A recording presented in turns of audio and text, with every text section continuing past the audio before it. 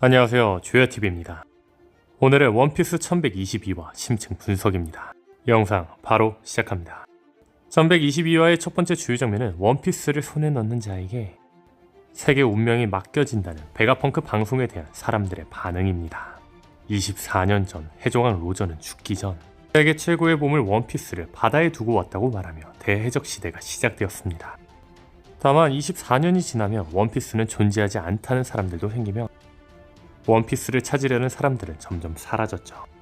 하지만 세계 제일의 천재 베가펑크가 원피스가 확실히 존재한다고 말하며 다시 한번 대해적 시대가 시작된 것 같네요. 다만 제가 여기서 주목한 건 코비의 반응입니다. 코비는 베가펑크의 방송을 듣고 원피스를 목표로 하려는 루피를 생각하며 말합니다.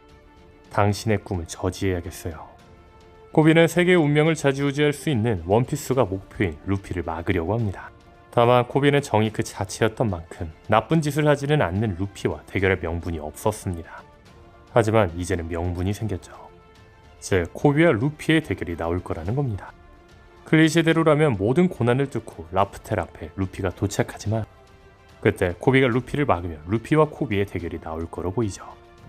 물론 코비는 루피의 상대가 되진 않겠지만 현재 코비도 충분히 성장한 만큼 워터7 때 바로 제압당하던 때보다는 조금 길게 싸우지 않을까 싶네요. 역시 루피씨는 못 당하겠네요 라고 말하면서 말이죠. 다음 주요 장면은 버기의 연설입니다. 버기의 연설, 이번 장면의 하이라이트 중 하나라 생각합니다. 버기는 베가펑크의 방송을 듣고 말합니다. 내 세계라고? 바보 자식들, 그런 건 바라지 않아. 내 세계가 아니라 우리들의 세계 아니냐? 이렇게 사람들을 조련할 수 있는 버기는 바다 위에서 가장 가공한 힘을 지닌 거나 다름없습니다. 그 자리에 있는 자들을 연달아 자신의 편으로 끌어들이는 능력. 미호크가 루피에게 받던 능력이죠. 버기가 루피와 같은 상황이 되면 그냥 개그캐구나 생각을 했는데 현재 버기의 스케일이 루피 정도로 커지는 걸로 보아 오다스는 버기를 개그캐 이상으로 활용하려고 하는 것 같네요.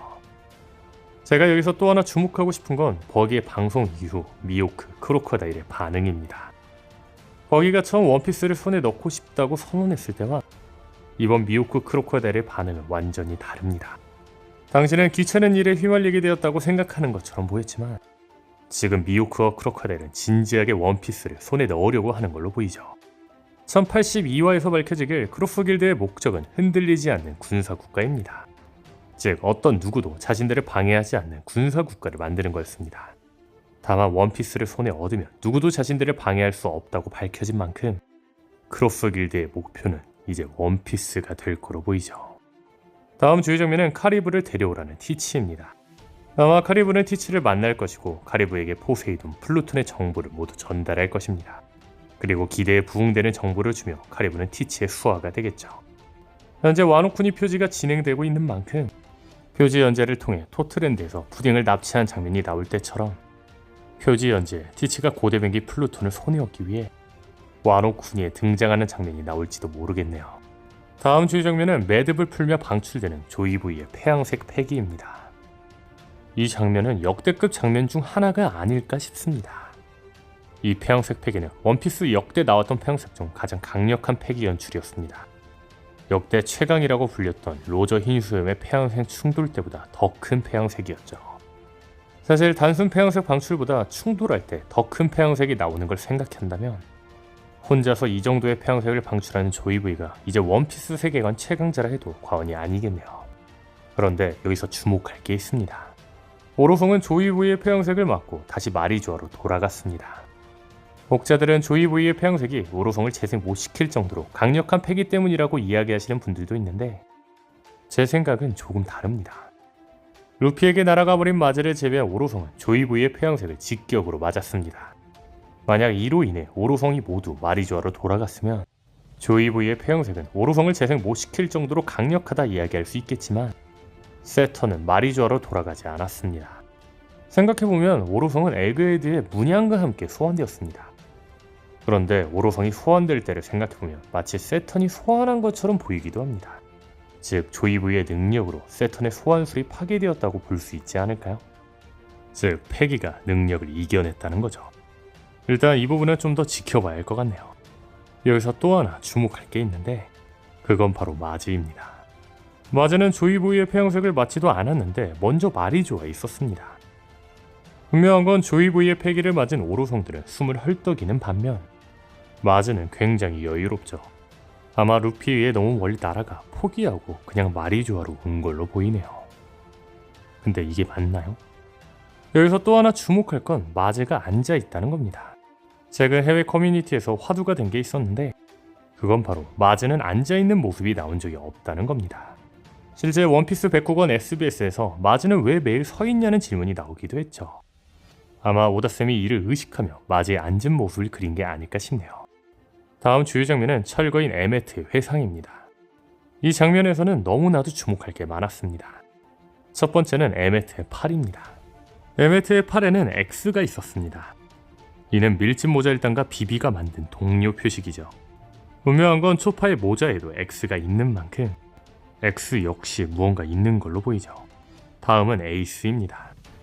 조이보이와 에메트의 구도 어디서 많이 보지 않았나요? 마치 오즈와 에이스 구도와 비슷하죠. 이 구도 오다스미 노린 걸까요? 다음은 조이보이의 실루엣입니다. 마지막 장면에서 조이보이의 실루엣을 보시면 오른쪽 팔다리가 왼쪽 팔다리의 두께가 좀 다릅니다. 오른쪽 팔다리는 마치 의수처럼 보이죠. 그런데 의수 가설이 맞다면 조이보이는 오른쪽 부분이 모두 부상당한 상태입니다. 아마 세계정보와의 싸움으로 오른쪽을 전부 다쳤을지 모르죠. 그렇다면 생각해볼 건 안대입니다. 과거 오다스는 원피스 종반에 안대를 한 해적을 그리고 싶다고 했습니다. 그런데 현재 조이보이는 오른쪽을 모두 다친 걸로 추정됩니다. 즉 얼굴 오른쪽도 모두 다쳤을지 모르며 오른쪽 눈도 다쳤을지 모른다는 겁니다. 아마 오다쌤이 말한 추후 등장한 안대를 낀 해적이 조이보이지 않을까 싶네요. 개인적으로 록서가 안대를 끼고 등장할 거라 생각했는데 이번화로 인해 조이보이가 안대 낀 해적인 게 거의 확실하지 않나 싶습니다. 이 장면에서 또 하나 주목할 건 장소입니다. 조이보이와 에메트가 대화를 나눈 장소 어디일까요? 저는 조우가 아닐까 싶습니다. 이 건물들 마치 조우 같지 않나요? 비교해보면 조우와 매우 비슷하죠. 사실 조우일 가능성이 큰 이유 중 하나는 조우는 조이보이의 동료 즈니샤 위에 있다는 겁니다. 다음으로 주목할 건 조이보이의 크기입니다. 이무가 처음 등장할 당시 얼려진 밀짚 모자를 보는 장면이 있었습니다. 얼려진 밀짚 모자인 만큼 이는 공백의 백년에 있었던 밀짚 모자일 것이며 이는 조이보이의 모자로 추정되었습니다. 다만 이 모자는 매우 거대했던 만큼 조이보이는 거인으로 추정되었죠. 그런데 조이보이의 크기를 보면 거인의 크기가 아닙니다. 일반 사람의 크기죠. 그렇다면 이 밀짚 모자는 누구의 것일까요? 아마 조이보이가 동료들에게 나눠준 동료들의 밀짚 모자인 걸로 보이죠. 그렇다면 생각해볼 건 이무가 밀짚 모자를 보러 가기 전 상황입니다. 이무가 밀짚 모자를 보러 갈 당시에는 7개의 문이 있었습니다. 아마 이곳에 루나리아족, 거인족, 버커니어족 등 조이보이와 함께했던 종족들의 각각 밀짚 모자가 있을 거로 보이네요. 다음으로 주목할 건 매듭입니다. 조이보이는 매듭에 자기의 패기를 넣어놨다고 했습니다. 그런데 이 떡밥은 아주 옛날에 나온 적이 있습니다. 나미가 웨더리아에서 수련을 할 당시 하레디스는 웨더리아에 온 나미에게 매듭을 풀면 바람을 만들 수 있다고 이야기하였는데 조이보이의 패기도 같은 원리인 걸로 보이죠. 여기서 재미있는 건 조이보이라는 단어가 처음 나온 1897년에 발매된 책의 내용에는 조이보이의 드럼은 인간의 고난을 치유한다는 내용이 있습니다. 그런데 이 책에는 조이보이라는 이름뿐만 아니라 매듭을 묶으면 바람을 만들 수 있는 내용도 나온다는 겁니다. 오다스는 이 책에서 조이보이뿐만 아니라 매듭에 무언가를 보관하는 것도 모티브로 삼은 걸로 보이네요. 그렇다면 루피도 조이보이처럼 다른 사람들을 드럼 소리로 치유할 수 있지 않을까요? 다시 돌아와 이 매듭에서 또 주목해 볼 게 있습니다. 웨더리아의 기술을 이용한다면 밧줄에 바람뿐만 아니라 패기도 보관할 수 있습니다. 그렇다면 여기서 주목할 건 밀짚 모자는 밀짚을 엮으며 만들어진다는 겁니다.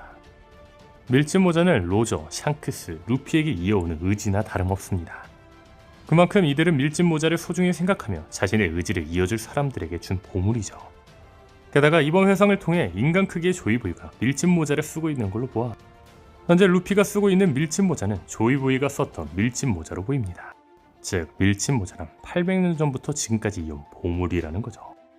혹시 밀짚을 엮어 만들어진 800년을 이어온 밀짚 모자에도 무언가 들어있는 거 아닐까요?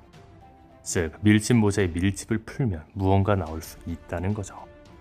오늘 영상은 여기까지입니다. 시청해주셔서 감사합니다.